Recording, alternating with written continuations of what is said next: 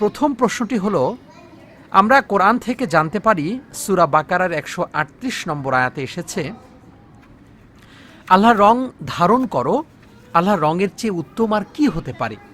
তো প্রশ্নকারী জানতে চেয়েছেন আয়াতটির প্রকৃত অর্থ কি এবং এই আয়াত থেকে আমরা কি শিখতে পারি।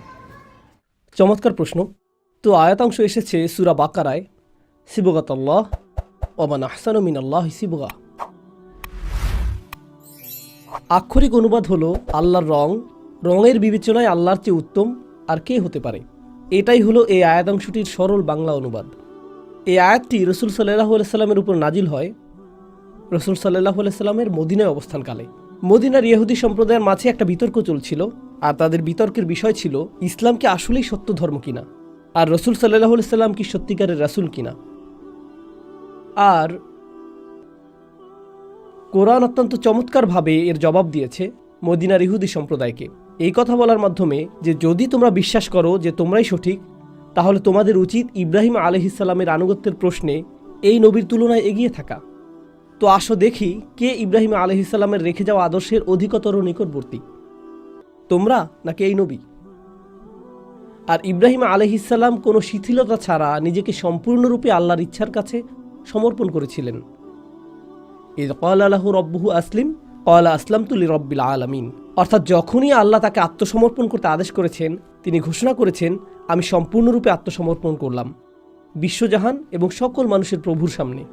যখন আল্লাহ তার পুত্রকে হত্যা করার আদেশ করলেন, তখন তিনি ইতস্তত করেননি। যখন আল্লাহ তাকে বললেন আগুনে ঝাঁপ দাও, তখন তিনি ইতস্তত করেননি। তো বহুবার ইব্রাহিম আলাইহিস সালাম আল্লাহর নিকট আত্মসমর্পণ করেছিলেন, যেরকমভাবে অন্য কেউ আত্মসমর্পণ করেনি। আর যদি ইহুদিরা দাবি করে থাকে যে তারা ইব্রাহিম আলাইহিস সালামের রেখে যাওয়া আদর্শের অনুসারী, কেন তারা আল্লাহর বাণীর সামনে আত্মসমর্পণ করা থেকে বিরত ছিল? শুধুমাত্র আমাদের নবীর ক্ষেত্রেই নয়, ঐতিহাসিকভাবে তারা আল্লাহর বাণীর প্রতি আত্মসমর্পণের ক্ষেত্রে সমস্যা তৈরি করেছে। আর সূরা বাকারা প্রকাশ করে দিয়েছে যে কিভাবে তারা ইব্রাহিম আলাইহিস সালামের আদর্শ থেকে বিচ্যুত হয়েছে। আর তারপর আল্লাহ এই অংশটি বর্ণনা করেছেন। এটা হলো কোরআনের একটি বর্ণনা ভঙ্গি, যাকে বলা হয় মাজাজ। মাজাজ হলো যখন আল্লাহ ভাষা ব্যবহার করে একটি বাস্তবতার বর্ণনা করেন, কিন্তু তার জন্য তিনি অভিধানে পাওয়া অর্থ ব্যবহার করেন না। আমি কিছু উদাহরণ দিচ্ছি যাতে এই জিনিসটা বুঝতে সহজ হয়, কারণ এটা শুধু এই প্রশ্নেরই উত্তর দিবে না, বরং এটা কোরআনের অন্যান্য অংশ বোঝার ক্ষেত্রে উপকারে আসবে। যদি আমি আপনাদেরকে বলি আমি একটি খেলা দেখেছি আর ওপেনিং ব্যাটসম্যানটা ছিল একটা সিংহ। এটা একটা ক্রিকেট ম্যাচ, আর ওপেনিং ব্যাটসম্যানটা ছিল একটা সিংহ।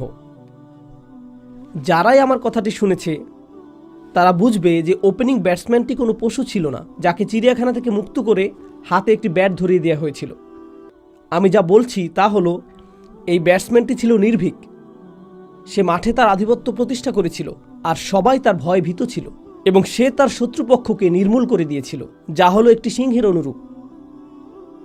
কিন্তু নিঃসন্দেহে মানুষটি সিংহ নয়, সে মাংসাশী পশু নয়, সে অন্য পশুদের মাংস কাঁচা খায় না, সে দেখতে সিংহের মতো না, সে শুধুমাত্র একজন মানুষ। আমরা সবসময় এই ধরনের রূপক ভাষা ব্যবহার করে থাকি, এটি ভাষার স্বাভাবিক একটা অংশ। সূরা ফাতিহাতেও আমরা বলি ইহদিনাস সিরাতাল মুস্তাকিম, অর্থাৎ আমাদেরকে সরল সোজা পথ দেখান। এখন আপনি যদি আক্ষরিক অর্থে বলেন সোজা পথ, তার মানে একটি পথ নিশ্চয়ই আছে, আর আমরা আল্লাহর কাছে সেই পথের নির্দেশ চাচ্ছি যা আরবের মরুভূমিতে কোথাও ছিল। আর যখনই আপনি সেই পথে গাড়ি চালাতে সমর্থ হবেন, একমাত্র তখনই সরল পথের সন্ধান পাবেন।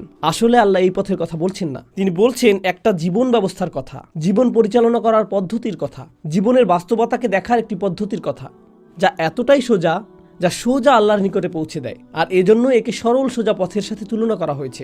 এটা এরকম যে আপনি আল্লাহর সাথে সাক্ষাৎ করার জন্য একটি সোজা পথ ধরেছেন। এই বিষয়গুলো মাথায় রেখে এই আয়াতে ব্যবহৃত মাজাজ অর্থাৎ ভাষার রূপক ব্যবহারটি বোঝার চেষ্টা করুন।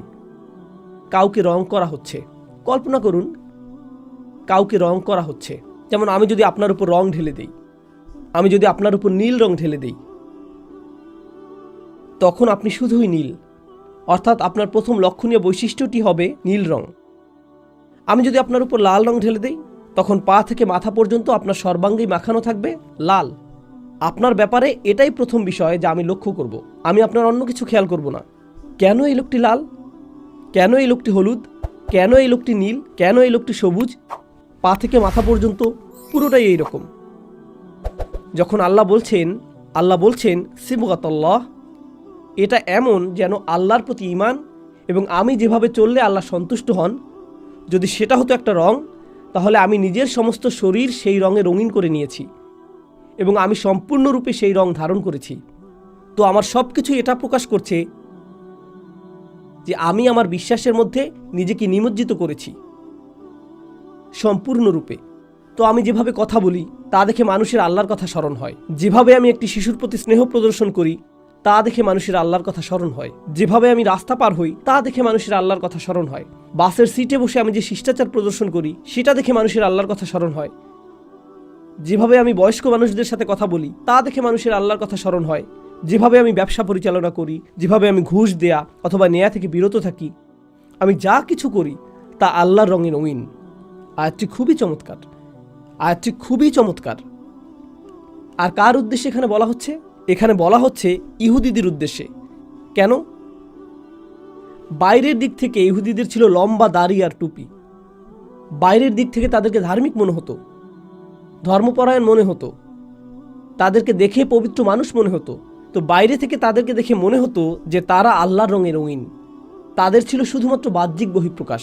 আর আল্লাহ চান যে প্রকৃতভাবে যাতে আল্লাহর রং ধারণ করা হয়, অর্থাৎ আল্লাহর বাণীকে প্রকৃতভাবে যাতে বাস্তব রূপ দান করা হয়, শুধুমাত্র প্রদর্শন না, বরং ভেতর বাহির সব। সিবগাতাল্লাহ ওমান আহসানু মিনাল্লাহি সিবগা।